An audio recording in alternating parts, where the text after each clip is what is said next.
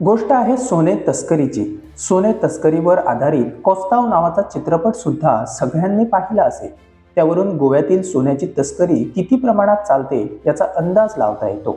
पण आता नवनवीन माणसे या सोने तस्करीच्या व्यवसायात गुंतलेली आहेत। गोवा क्राईम ब्रांचने केलेल्या छापेमारीत दुबईहून केरळला सोन्याची तस्करी करणाऱ्या दोघांना अटक करण्यात आली। लिक्विड सोनं दुबईवरून तस्करी करून एकटा मोपा विमानतळावर उतरला।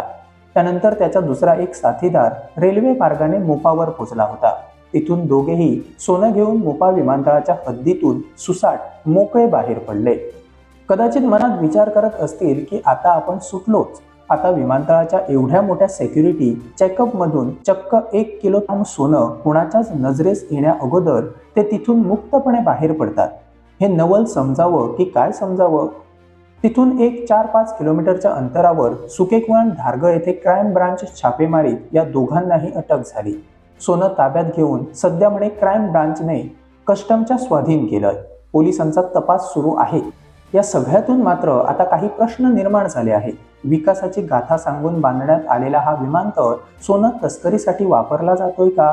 असे तस्कर किती जण मोपा विमानतळाच्या हद्दीतून सुसाटपणे गेट क्रॉस करतात?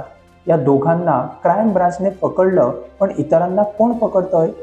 तस्कर फक्त हे दोघेच होते आणि तेही पहिलीच वेळ की याआधी हा मार्ग त्यांनी सुसाटपणे पूर्ण केला होता।